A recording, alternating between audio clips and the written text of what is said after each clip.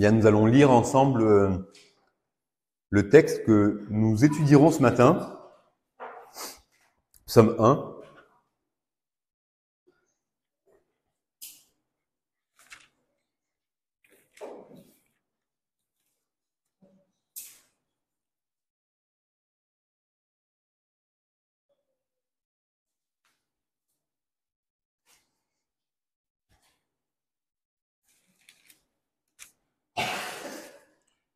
Psaume 1.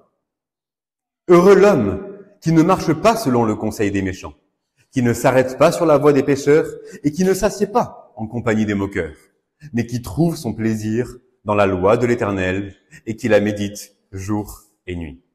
Il est comme un arbre planté près d'un courant d'eau, qui donne son fruit en sa saison et dont le feuillage ne se flétrit point. Tout ce qu'il fait lui réussit. Il n'en est pas ainsi des méchants. Ils sont comme la paille que le vent dissipe.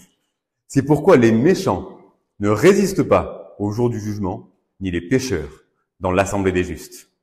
Car l'Éternel connaît la voie des justes, et la voie des pécheurs mène à la ruine. Bien, prions ensemble pour que notre Dieu nous illumine sa parole par son esprit. Père, nous reconnaissons que nous avons besoin de ton esprit afin que tu illumines dans nos cœurs la parole que tu nous as révélée.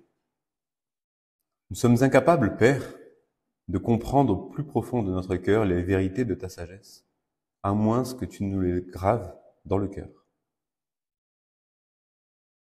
Veuille nous révéler les enseignements qui se trouvent dans ce psaume, et que cette compréhension ne soit pas une compréhension purement intellectuelle, mais nous te prions, Père, qu'elle soit une compréhension qui touche à l'âme et au cœur, une compréhension qui soit spirituelle. Permets à chacun d'entre nous d'être repris et corrigé, d'être exhorté et encouragé. Et que ce psaume nous permette toujours davantage de regarder à Jésus-Christ. Nous te supplions, notre Père, que s'il y a des âmes ici qui ne te connaissent pas, que tu te fasses connaître à eux et que tu les fasses sortir du chemin large qui mène à la perdition, pour les faire entrer par la porte étroite qui mène à la vie. C'est dans le saint nom de notre Seigneur Jésus-Christ, Père, que nous te prions ces choses. Amen.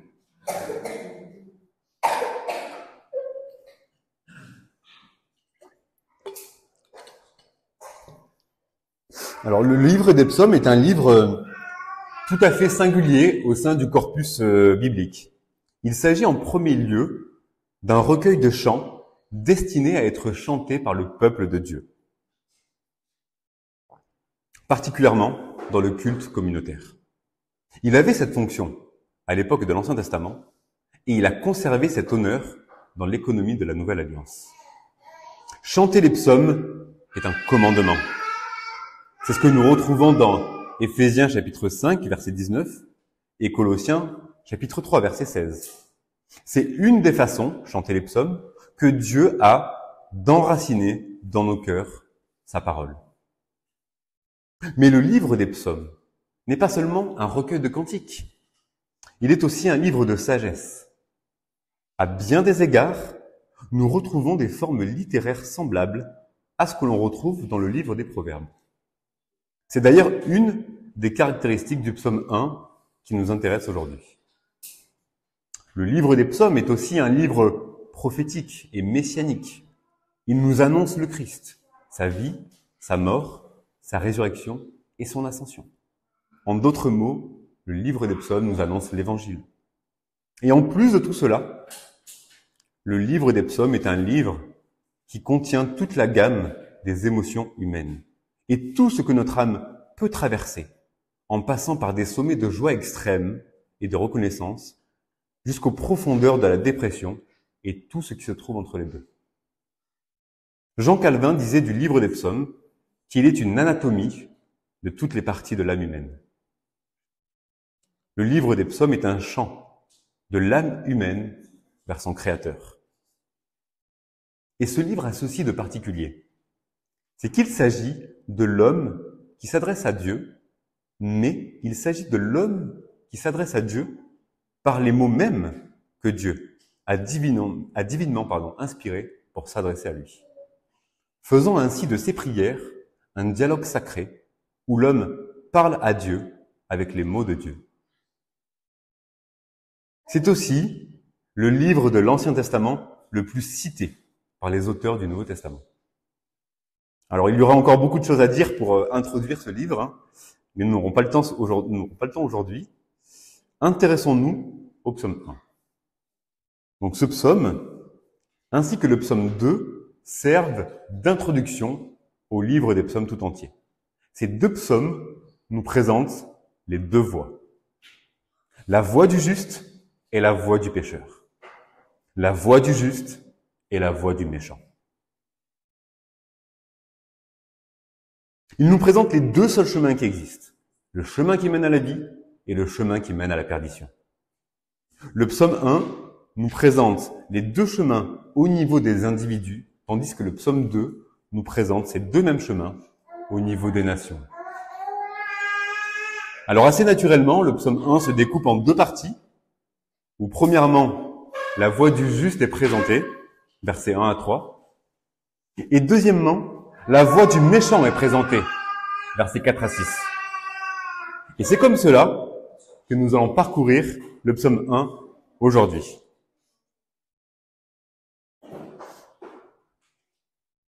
Donc première partie, la voie du juste, versets 1 à 3. Et dans cette partie, nous verrons 4 points. Avant de commencer avec le verset 1, nous verrons juste une petite introduction sur le concept du juste et de justification. Et ensuite, nous verrons, concernant le juste, le verset 1, ce qu'il ne fait pas. Puis nous verrons, concernant le juste, verset 2, ce qu'il fait. Et enfin, verset 3, nous verrons ce que cela produit. Donc commençons d'abord par une introduction.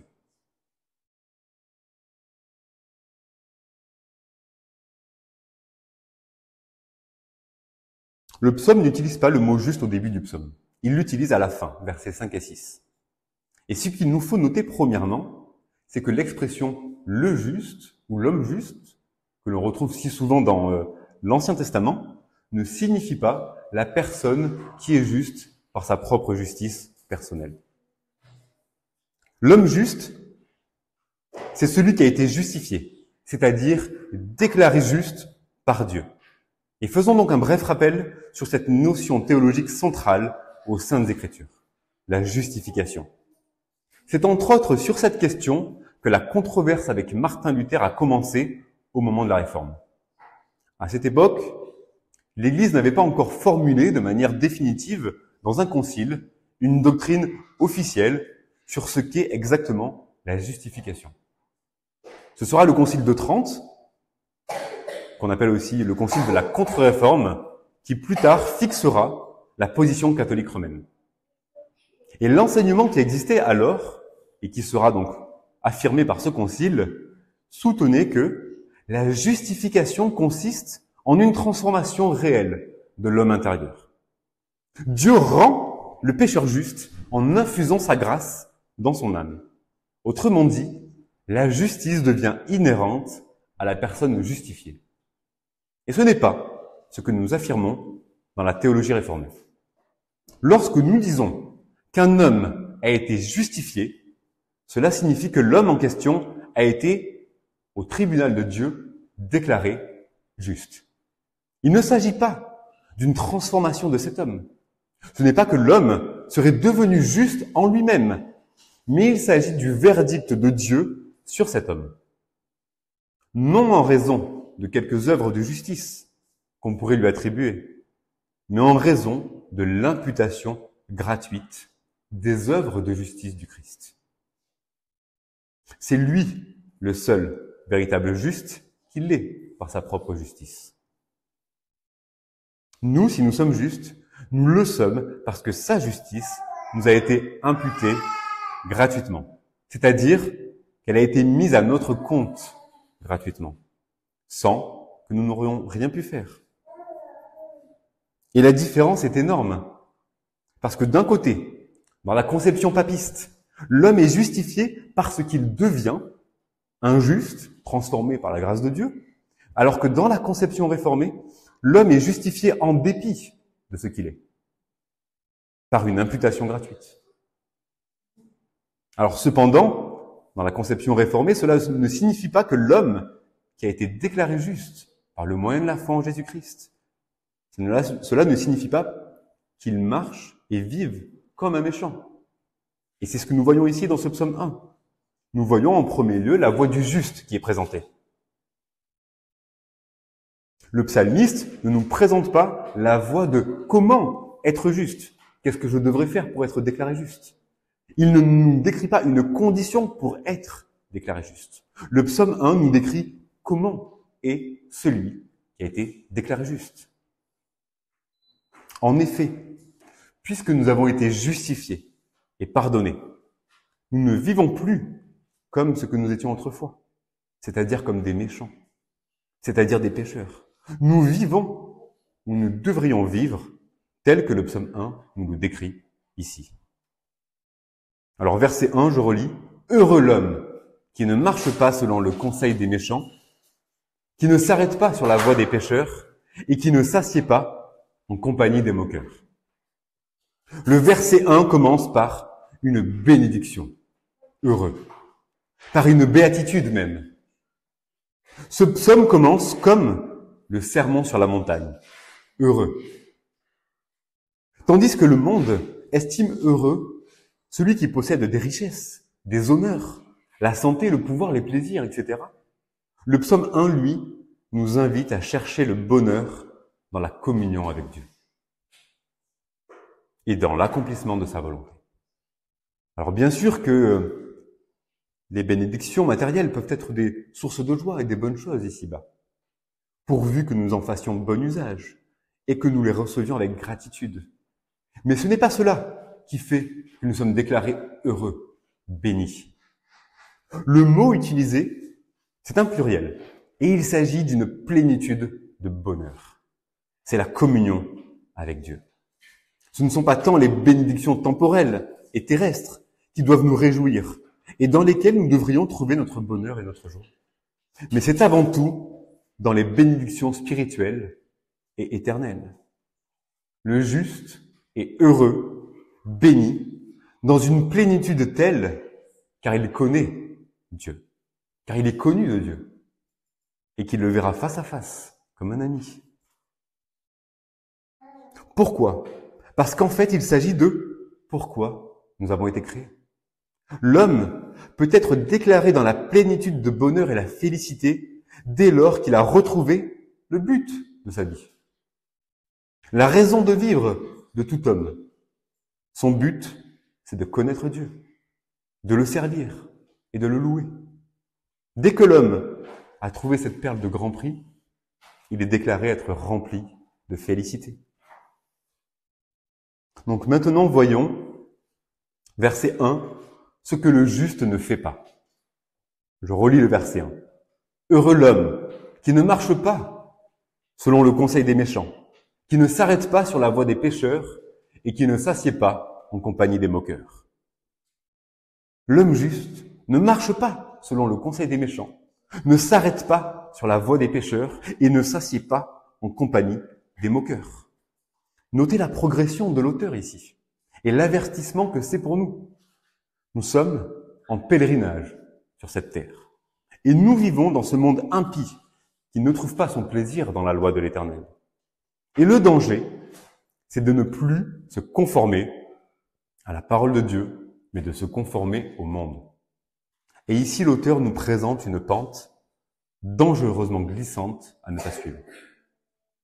Nous observons une progression, à la fois dans les verbes d'action utilisés. Marcher, s'arrêter, s'asseoir, mais également dans les adjectifs des impies utilisés. Méchants, pécheurs, moqueurs. D'abord, le danger est de commencer par être séduit par le mal et par ceux qui le pratiquent. Être séduit par les fausses religions et les philosophies des hommes. Une fois que l'homme est séduit par le conseil des méchants, il finit par s'arrêter sur la voie des pécheurs et prend plaisir à cette voie pour finir par être en pleine communion avec les rebelles et les arrogants. D'abord, on commence par être influencé. On écoute le conseil des méchants. Puis l'on trouve ces philosophies du monde normales. On s'arrête sur leur voie. Et enfin, cela finit par une adhésion complète et revendicatrice de ces mauvaises voies. On s'assoit en compagnie des moqueurs. Alors nous en avions parlé lorsque nous étions dans le livre des Nombres. Il existe un cercle vicieux concernant nos relations avec les incroyants, avec les gens qui ne sont pas membres du peuple de Dieu. Cela commence par l'intimité, puis continue dans l'imitation et se consomme dans la communion. Et ça recommence. Prenons garde à nos relations avec les gens qui ne sont pas membres du peuple de Dieu. Le juste n'écoute pas les vaines pensées et philosophies du monde. Le juste ne participe pas aux pratiques pécheresses du monde. Et le juste ne s'identifie pas au monde. Mais que fait le juste alors? Verset 2. Que fait le juste? Le juste trouve son plaisir dans la loi de l'Éternel. Je relis le verset 2. Mais qui trouve son plaisir dans la loi de l'Éternel et qui la médite jour et nuit. Alors le mot Torah utilisé ici et qui est traduit par loi ne réfère pas uniquement aux 5 premiers livres de la Bible, le Pentateuque, dont nous avons eu un survol ces dernières semaines. Le mot Torah désigne aussi toute la parole de Dieu. C'est ce qu'on peut voir par exemple dans le psaume 19 et tout du long du psaume 119. Et donc voilà le remède que nous propose le psalmiste. Faire de la parole de Dieu nos délices.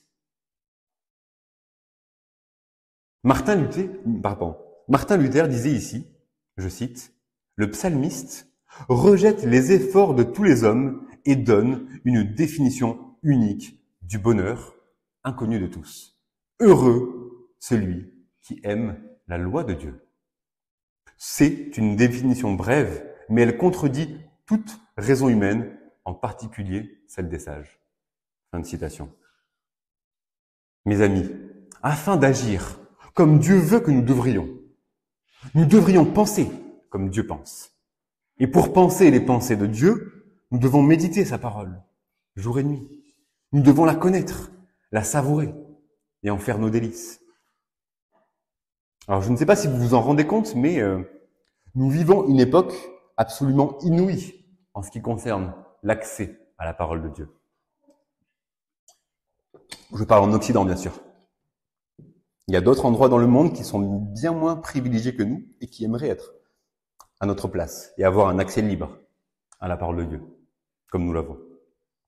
D'ailleurs, petite parenthèse, je lisais il y a quelques jours qu'il y a 2 chrétiens en Iran qui ont été condamnés à des peines de prison ferme, 10 ou 12 ans, je ne me rappelle plus bien, pour simplement possession de Bible. Donc rendez-vous compte de l'opportunité inouïe que nous avons d'accès à la parole de Dieu. Nous avons accès à un nombre incalculable de traductions de la Bible, dans n'importe quel format de livre que nous voulons. Nous avons au minimum une Bible par foyer, plutôt même une Bible par personne. Nous avons même accès à la parole de Dieu avec nos téléphones. Et également à un grand nombre d'auteurs et de ressources qui nous aident à comprendre cette parole. Réfléchissons à cela et demandons-nous quel est notre rapport à la parole de Dieu. Combien de temps y consacrons-nous chaque semaine ou chaque jour même? Quand bien même nous passerions des heures entières chaque jour à étudier la Bible, le propos du psalmiste n'est pas là. Il est aussi là, mais il n'est pas uniquement là. Un incroyant peut parfaitement connaître la Bible sur le bout des doigts. La différence avec le juste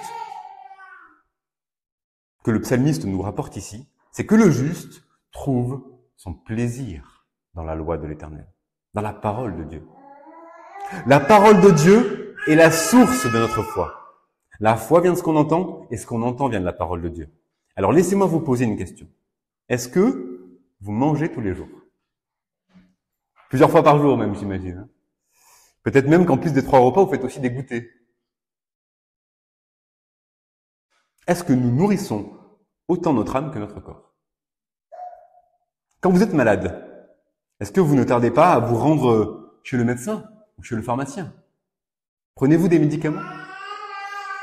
Si nous prenons soin à ce point de notre corps, à combien plus forte raison devons-nous prendre soin de notre âme par de la nourriture et des exercices spirituels? Même nous, chrétiens, qui sommes les justes, nous sommes malades spirituellement. Et nous avons besoin du seul remède qui puisse guérir notre âme, la parole de Dieu. Les Saintes Écritures sont la nourriture spirituelle dont notre âme a besoin pour vivre. Elles sont la norme avec laquelle le juste se guide et se dirige. Elles ont la capacité de transformer notre cœur et notre âme, de renouveler notre intelligence, d'être un soutien dans la détresse. Et le vrai croyant, le véritable croyant, le juste, aime la parole de Dieu. Il y trouve son plaisir en elle, en l'étudiant, en la méditant, en respectant ce qu'elle dit et en cherchant à lui obéir. Nous qui sommes justes, nous ne sommes pas sous la loi, mais nous sommes sous la grâce. Cela veut dire que nous ne sommes pas sans loi. Nous nous conduisons selon la loi de Dieu, selon la parole de Dieu. Mais grâce soit rendue à Dieu, nous ne sommes plus sous sa condamnation. Alors, nous avons vu ce que le juste ne fait pas. Il n'imite pas les méchants. Nous avons vu ce que le juste fait. Il se conforme à la parole de Dieu. Et maintenant, voyons ce que cela produit. Verset 3. Il est comme un arbre planté près d'un courant d'eau, qui donne son fruit en sa saison, et dont le feuillage ne se flétrit point. Tout ce qu'il fait lui réussit. L'auteur utilise une image tirée de la nature, qui mettra plus tard en contraste avec une autre image tirée de la nature, et qui convient cette fois aux méchants, la paille que le vent dissipe. Mais d'abord, attardons-nous à l'arbre planté près d'un courant d'eau. Il est planté près d'un courant d'eau. C'est-à-dire que les justes, les enfants de Dieu, sont constamment arrosés abondamment des sources de grâce divine. Le chrétien n'a pas les sources de la sainteté en lui-même. De la même manière qu'un arbre ne peut survivre s'il ne reçoit pas de l'eau, de la même manière notre âme ne peut survivre si elle ne reçoit pas continuellement les eaux de la grâce. Notre Seigneur disait en Jean chapitre 7, verset 38, « Celui qui croit en moi, selon ce que dit l'Écriture, des fleuves d'eau vive découleront de son ventre. » Le Christ est notre courant d'eau qui vient nous arroser afin que nous portions du fruit. Tel est l'effet de se détourner du mal et de s'attacher au bien, être comme un arbre planté près d'un courant d'eau, donnant son fruit en sa saison. Alors l'arbre verdoyant dans la Bible, c'est entre autres choses une image du paradis et de la bénédiction divine. On retrouve cette image dès le début dans le jardin, en Genèse chapitre 2, versets 9 et 10, et également à la toute fin, dans la Jérusalem céleste, en Apocalypse 22, verset 2. L'arbre de vie. Il symbolise la communion avec Dieu et la vie éternelle. Et la principale bénédiction du juste, qui est en fait un résumé de toutes les bénédictions spirituelles données par Dieu, c'est d'avoir la vie éternelle, la communion avec Dieu. Nous l'avons déjà, même si tout n'est pas encore consommé, et que nous ne jouissons pas encore pleinement de la glorification future. Jésus disait dans Jean, « Celui qui croit en moi a la vie éternelle. » Il l'a déjà. Et cette vie éternelle que nous avons déjà produit du fruit dès à présent. Comme nous l'avons dit, elle produit les fruits que Dieu nous donne dans sa grâce en nous arrosant de sa sainteté. Et les fruits font partie des marques du véritable disciple de Jésus-Christ. Notre Seigneur disait en Jean chapitre 15 verset 2, « Tout sarment qui est en moi et qui ne porte pas de fruit, il le retranche. Et tout sarment qui porte du fruit, il l'émonde afin qu'il porte encore plus de fruits. » Et ces fruits ne correspondent pas à un certain succès terrestre, ici-bas. Il s'agit de fruits venant de Dieu, des fruits de l'esprit, qui sont les caractéristiques d'un cœur transformé par lui. Alors je lis ce que nous dit Paul au sujet des fruits de l'esprit dans Galates chapitre 5, verset 22. Mais le fruit de l'esprit, c'est l'amour, la joie, la paix, la patience, la bonté, la bienveillance, la fidélité, la douceur, la maîtrise de soi. Mes amis, pouvons-nous regarder cette liste et dire « Oui, tout cela me caractérise ». Faisons-le ensemble. Suis-je quelqu'un de sincèrement aimant? Suis-je quelqu'un dans une paix profonde? Suis-je quelqu'un de particulièrement patient? Suis-je quelqu'un d'extrêmement bon? Suis-je quelqu'un d'authentiquement bienveillant? Suis-je quelqu'un d'une fidélité sans faille? Suis-je quelqu'un d'une douceur extrême? Et suis-je quelqu'un faisant preuve d'une maîtrise absolue de moi-même? Qu'en est-il? Est-ce que ces fruits nous caractérisent? Alors ne perdons pas courage, mes amis. Si certains de ces fruits nous font défaut, ou si l'on considère que tous ne sont pas assez développés dans notre vie, je pense que c'est notre cas à tous, nous avons la promesse suivante: au milieu de toutes les exactions, de toutes les persécutions, de toutes les tentations, de toutes les épreuves et de toutes les difficultés humaines, notre Dieu nous garde. Le feuillage du juste ne se flétrit pas. Dieu ne permettra pas qu'une seule de ses brebis s'égare. Et c'est notre Seigneur qui produira en nous ces fruits de sainteté qu'il désire voir croître chez nous.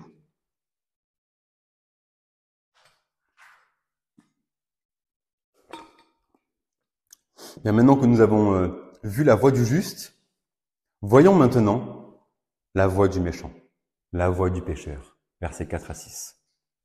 Je relis le verset 4. « Il n'en est pas ainsi des méchants.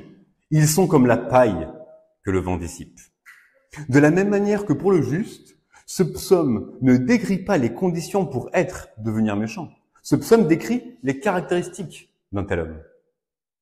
Ici, nous verrons 2 points. Premier point, quelle est la nature du méchant? Et deuxième point, ce qui l'attend. La Bible utilise plusieurs mots pour qualifier de tels hommes. Méchants, pécheurs, moqueurs, mais aussi injustes, infâmes, etc. Écoutons ce que l'apôtre Paul dit dans sa lettre aux Romains. Romains chapitre 1, verset 29. « Étant remplis de toute espèce d'injustice, de méchanceté, de cupidité, de malice, plein d'envie, de meurtre, de querelles, de ruse, de malignité, rapporteurs, médisants, impies, arrogants, hautains, fanfarons, irreligieux, ingénieux au mal, rebelles à leurs parents, dépourvus d'intelligence, de loyauté, d'affection naturelle et de miséricorde. » Et ça, mes amis, il s'agit de l'état du cœur de tout homme, tant qu'il n'a pas reçu la grâce de Dieu et de la conversion à Jésus-Christ. L'homme juste, avant d'être l'homme juste que l'on nous décrit ici, est l'homme pécheur. Éphésiens chapitre 2, verset 1. « Vous étiez morts par vos offenses et par vos péchés, dans lesquels vous marchiez autrefois, selon le train de ce monde, selon le prince de la puissance de l'air, de l'esprit, qui agit maintenant dans les fils de la rébellion. Nous tous aussi, nous étions de leur nombre, et nous vivions autrefois selon les convoitises de notre chair, accomplissant les volontés de la chair et de nos pensées, et nous étions, par nature, des enfants de colère, comme les autres. » Nous tous aussi, nous étions de leur nombre. Nous tous aussi, nous étions, par nature, des enfants de colère, comme les autres. Alors ne cherchons pas à nous glorifier si nous sommes l'homme juste décrit précédemment. Nous ne le sommes que par la grâce qu'il y a en Jésus-Christ et qui nous donne cette justice gratuite. Naturellement, nous étions ces gens impies, arrogants, médisants, hautains. Et force est de reconnaître qu'il nous reste encore pas mal de séquelles de notre vieille nature que nous devons combattre par la grâce de Dieu. La voie du méchant est à l'extrême opposé de la voie du juste. Il n'y a pas de troisième voie. Il n'y a pas de voie médiane entre les deux. Il n'y a que la voie du juste, ceux qui sont en Jésus-Christ et qui aiment la parole de Dieu, et ceux qui ne sont pas en Jésus-Christ et qui restent méchants selon leur nature pécheresse. Si vous n'êtes pas citoyen du royaume des justes, vous êtes citoyen du royaume des pécheurs, radicalement opposé à la voie de Dieu. Le méchant suit les conseils des autres impies comme lui, Il apprécie leurs idées, leurs actions. Il les imite et il se conforme aux méchants. Le méchant n'aime pas la parole de Dieu. John Gill disait, je cite, « Les méchants se moquent de la révélation divine. Ils tournent en dérision les Écritures. Ils se moquent des hommes de bien, se moquent de la religion et de l'état futur. Ils n'ont aucun plaisir dans la loi du Seigneur. Ils la rejettent loin d'eux et la méprisent. Et ils sont si loin d'une méditation constante sur elle qu'ils ne la lisent jamais, ni ne l'examinent même, et qu'elle n'est jamais dans leurs pensées. » Alors, la parole de Dieu et l'expérience même nous disent que, bien souvent, les méchants semblent prospérer dans cette vie. Tout semble aller pour le mieux pour eux. Ils sont pleins d'embonpoint. Je lis ce que dit Asaph dans le psaume 73. « Car je portais envie aux insensés, en voyant le bonheur des méchants. Rien ne les tourmente jusqu'à leur mort, et leur corps est chargé d'embonpoint.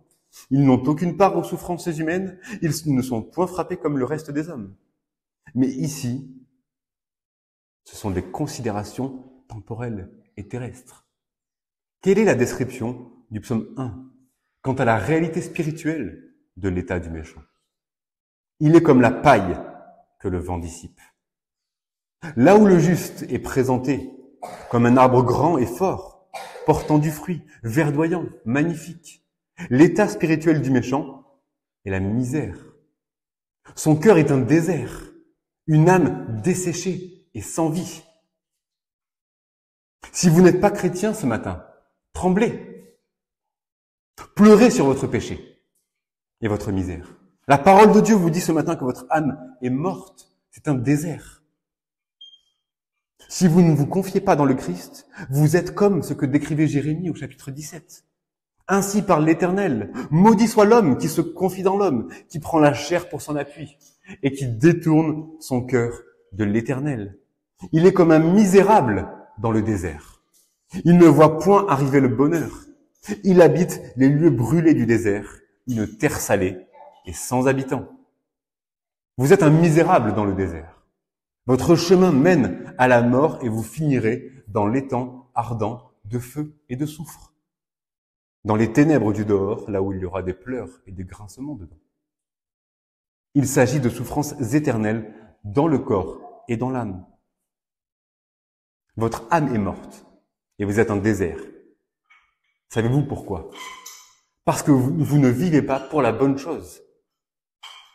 Réfléchissons un peu à ça. Vous avez été créé par qui? Pardon, vous avez été créé. Vous avez été créé par qui? Par Dieu. Et non seulement vous avez été créé par Dieu, mais toutes vos facultés, votre existence sont soutenues par lui.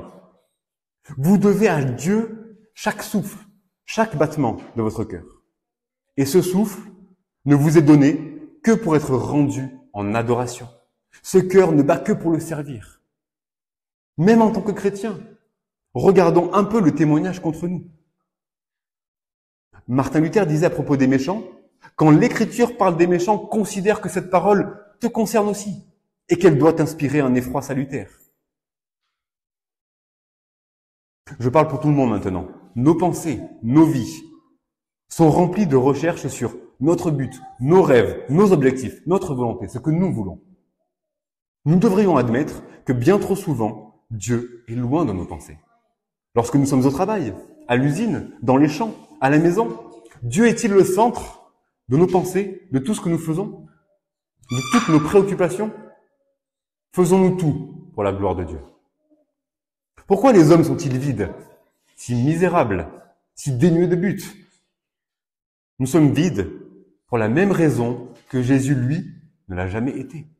Il disait dans Jean, « J'ai à manger une nourriture que vous ne connaissez pas. Ma nourriture, c'est de faire la volonté de mon Père. » Notre nourriture à nous, c'est de gagner du terrain sur cette terre, de réussir, d'être confortable, célèbre, de vivre dans les loisirs, la jeunesse, la beauté. Nous. Et plus nous obtenons ce que nous voulons, plus nous sommes vides. Parce que nous avons été faits pour autre chose. Pour le dire mieux, nous avons été faits pour quelqu'un d'autre. Pécheurs ce matin, vous qui ne connaissez pas le Christ, Votre âme est un désert car il vous manque le but de votre existence. Bien que l'homme impie s'élève parfois haut dans ce monde, nous pouvons être assurés qu'il sera tout aussi peu que de la paille lorsque Dieu choisira de le précipiter de sa haute position avec le souffle de sa bouche. Et si ce n'est durant cette vie, ce sera au jour du jugement. C'est quelque chose de terrible que de tomber entre les mains du Dieu vivant. Et c'est ce que nous voyons maintenant, verset 5.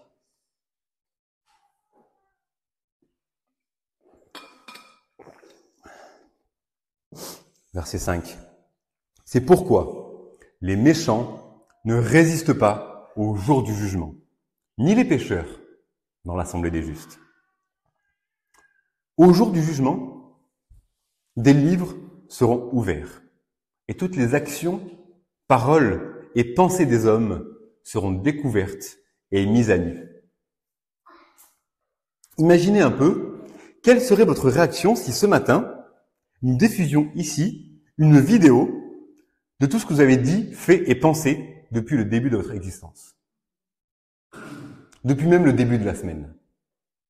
Quelle serait notre réaction si une telle chose se produirait, Nous serions profondément honteux vis-à-vis de l'état de notre cœur misérable. Nous dépenserions fort bien toute notre énergie et tout notre argent à cacher aux autres ce que nous sommes au plus profond de nous. Mais au jour du jugement, des livres seront ouverts et toutes les actions, pensées et paroles des hommes seront mises à nu devant tous. Mais avant cela, Dieu nous donne déjà le verdict à l'avance. Les pécheurs ne résisteront pas. Les impies ne résisteront pas. Regardons ce que nous dit Jean. Apocalypse chapitre 21 verset 8. Les lâches, les incrédules, les abominables, les meurtriers, les impudiques, les enchanteurs, les idolâtres et tous les menteurs, leur part sera dans l'étang ardent de feu et de soufre, ce qui est la seconde mort. Au jour du jugement, la part des méchants n'est pas la béatitude. Ce n'est pas la plénitude du bonheur, voyant Dieu. C'est la part du méchant. La part du méchant, c'est l'étang ardent de feu et de soufre. Là où le ver ne meurt point, et où le feu ne s'éteint point. Comment pourraient-ils résister? Ils n'ont pas d'avocat. Celui qui croit pouvoir se tenir debout devant Dieu au jour du jugement, avec sa propre justice, sera consumé comme la paille dans un feu dévorant. Seuls les justes seront trouvés bénis dans la sainte assemblée de Dieu. Seuls ceux que le Fils a rachetés par son sang seront bénis dans la communion avec Dieu. Dans les derniers versets de la Bible, nous revoyons encore ce contraste entre le juste et le méchant. Je lis Apocalypse 22, versets 14 et 15. Heureux ceux qui lavent leurs robes afin d'avoir droit à l'arbre de vie et d'entrer dans les portes de la ville. Dehors les chiens, les enchanteurs, les impudiques, les meurtriers, les idolâtres et quiconque aime et pratique le mensonge. Ceux qui lavent leurs robes dans le sang de l'agneau, ce sont eux les bénis, les heureux. Encore une déclaration de plénitude de joie qui attend les justes. Par contre, malheur à ceux qui n'ont pas part à l'arbre de vie. Ils sont dehors et n'auront pas le droit de citer dans la Jérusalem céleste. Alors, savez-vous pourquoi le christianisme est, pour beaucoup de nos contemporains, habitués au relativisme, une pierre d'achoppement et un rocher de scandale? C'est parce que nous disons qu'il existe deux voies uniques pour l'homme. La voie de Dieu, la voie du juste, et la voie des méchants. L'exclusivisme de la vraie religion chrétienne est scandaleuse, car cela semble arrogant pour les méchants, alors qu'ils ne voient pas que ce sont eux qui sont dans l'arrogance. Cela est scandaleux car cela remet en cause toutes les autres religions et philosophies du monde. Cela est particulièrement scandaleux à notre époque, qui est marquée par le relativisme, chacun sa vérité, toi tu as ta vérité, moi j'ai ma vérité. Et savez-vous que cet exclusivisme chrétien, qui est unique au christianisme, qui existe dès le début, a récemment été foulé aux pieds par Rome et le Vatican. Alors récemment, c'était il y a 80 ans, le Concile Vatican II est complaisant avec l'hérésie du judaïsme rabbinique et avec l'hérésie musulmane. Et le Concile va même jusqu'à dire, je cite, « Ceux qui ignorent l'évangile du Christ, mais qui cherchent Dieu d'un cœur sincère, soi-disant, et qui s'efforcent, sous l'influence de la grâce, d'accomplir sa volonté, telle qu'ils la connaissent par leur conscience, peuvent parvenir au salut éternel. » Ceux qui ignorent l'évangile de Christ peuvent parvenir au salut éternel. Quelle hérésie à plusieurs niveaux ici, mes amis. Il n'y a pas plusieurs chemins. Toutes les routes ne mènent pas au paradis. La vérité n'est pas relative, elle est absolue. Et la vérité, c'est la parole de Dieu. Et celle-ci déclare, il n'y a que deux voies, et les méchants n'auront aucune part au bonheur éternel. Verset 6. Car l'Éternel connaît la voie des justes, et la voie des pécheurs mène à la ruine. Lorsque le psalmiste nous dit ici que l'Éternel connaît la voie des justes, sans dire la même chose de la voie des pécheurs, cela ne veut pas dire que l'Éternel est ignorant de la voie des pécheurs. Le mot connaître signifie ici qu'il approuve la voie des justes. Il connaît, il approuve la voie du juste car c'est la voie même du Seigneur. Ce n'est pas à proprement parler la voie du juste, mais c'est la voie du Seigneur dans laquelle marche le juste. La voie dans laquelle le Seigneur l'a planté tel un palmier grandissant, tel un cèdre majestueux. Éphésiens chapitre 2 verset 10, car nous sommes son ouvrage. Nous sommes son ouvrage, ayant été créés en Jésus-Christ pour de bonnes œuvres que Dieu a préparées d'avance afin que nous les pratiquions. Nous sommes l'ouvrage des mains de Dieu et nous pratiquons les bonnes œuvres que Dieu, dans sa grâce, nous accorde d'accomplir. Nous portons les fruits que notre Père veut bien faire croître en nous. En revanche, la voie du méchant est une voie que le Seigneur ne connaît pas, dans le sens qu'il n'approuve pas, dans le sens même qu'il déteste cette voie. Dieu est cette voie. Alors ce n'est pas seulement la voie du pécheur que le Seigneur est, il est également le pécheur. Alors, peut-être certains me diront, Dieu déteste le péché, mais il aime le pécheur. Vraiment? Que dit l'Écriture? Psaume 5, verset 5. Les insensés ne subsistent pas devant tes yeux, tu hais tous ceux qui commettent l'iniquité. Psaume 11, verset 5. L'Éternel sonde le juste, il hait le méchant et celui qui se plaît à la violence. L'Écriture dit que Dieu hait, que Dieu déteste le méchant, le pécheur, l'homme impie. C'est pourquoi l'homme méchant qui persiste dans cette voie sera malheureux, misérable et accablé pour l'éternité. Alors, comme nous l'avons dit en début de prédication, ce psaume ne nous explique pas les conditions pour devenir juste, ni pour devenir méchant. Ce psaume nous fait une description de celui qui est juste et de celui qui est méchant. Et ainsi, ce psaume nous appelle à nous examiner nous-mêmes. Sommes-nous l'homme qui ne s'identifie pas au monde? Sommes-nous l'homme qui se conforme à la parole de Dieu? Sommes-nous l'homme qui porte des fruits pour Dieu et selon Dieu? Ou sommes-nous plutôt la paille emportée par le vent? Sommes-nous un homme sans avocat, sans défenseur, sans espérance et sans Dieu dans le monde? L'Éternel connaît la voie de tout homme. Il a vu et voit toutes les paroles et actions cachées et secrètes. Il connaît toutes les pensées méchantes et perverses de notre cœur. L'Éternel sonde les cœurs et les reins. Connaissez-vous l'état de votre cœur? Jugez-le, examinez-le. Non pas à la lumière de vos propres standards, mais à la lumière de la parole de Dieu, qui dévoile les sentiments et les pensées du cœur.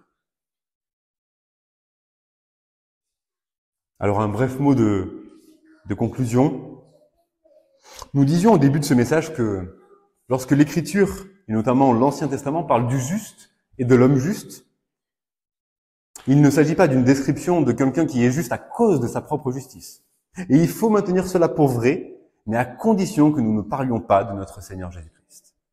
Dans ce psaume, comme dans d'autres psaumes, dans des proverbes ou ailleurs dans la Bible, on nous présente également la figure de celui qui est juste et qui l'est par sa propre justice. Le juste, le seul véritable juste, qu'il est par sa propre justice, c'est Jésus-Christ. Qui lui prend plaisir parfaitement à la loi de Dieu, qui la médite jour et nuit et qui en fait ses délices, qui mange une nourriture que nous ne connaissons pas, c'est-à-dire qu'il fait la volonté de notre Père qui est dans le ciel. Mes amis, venons tous à lui, à ce juste qui peut nous donner sa justice et nous procurer la vie éternelle, qui peut nous faire marcher dans ses sentiers, afin que nous l'imitions. Car comme le disait Jérémie le prophète, Jérémie chapitre 17, « Béni soit l'homme qui se confie dans l'Éternel, et dont l'Éternel est l'espérance.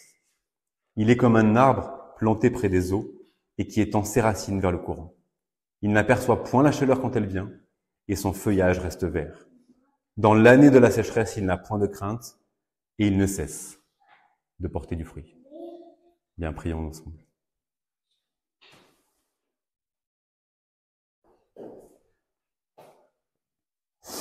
Seigneur, notre Dieu, merci car tu nous as révélé qu'il n'existait que deux voies uniques, deux seuls chemins. Le chemin qui mène à la perdition et le chemin qui mène à la vie. Nous te louons, Père, pour cet avertissement si grave que tu fais aux hommes, nous avertissant que si nous ne sommes pas dans ta voie, dans ton chemin par Jésus-Christ, nous sommes dans la voie du malin, dans le chemin qui mène à la ruine. Père, nous sommes infiniment reconnaissants de ce que tu nous as gratuitement imputé, les mérites de la justice du Christ, et de ce que tu nous fais ressembler à un cèdre du Liban, grand et majestueux, qui porte du fruit par ta grâce. Te bénissons, Père, pour l'espérance qui s'attache à ton appel et dans laquelle tu nous as placés. Mais nous sommes aussi terrifiés, Père, pour nos amis, nos familles, ceux que nous ne connaissons pas, ceux que nous connaissons et qui ne te connaissent pas. Et nous savons qu'ils se dirigent vers la ruine éternelle, loin de ta face. Et nous voulons, Père, intercéder pour eux, afin que tu les sauves gratuitement par ta grâce, comme tu nous as récupérés, nous, du fond de la boue dans lequel nous étions en train de nous noyer. Père, accorde-leur ta grâce de recevoir les mérites de ton Fils Jésus-Christ. Père, nous te demandons également de nous aider à marcher dans cette voie du juste que nous avons vue ce matin, de ne pas nous conformer au monde et aux impies que nous connaissons et croisons sur notre route, mais plutôt permet que nous trouvions notre plaisir dans ta loi, dans ta parole, que nous la méditions jour et nuit, et qu'elle nous formate afin que nous pensions tes pensées, afin d'agir comme tu veux que nous agissions. C'est dans le nom de notre Seigneur Jésus-Christ, le véritable juste, que nous te prions, Père. Amen.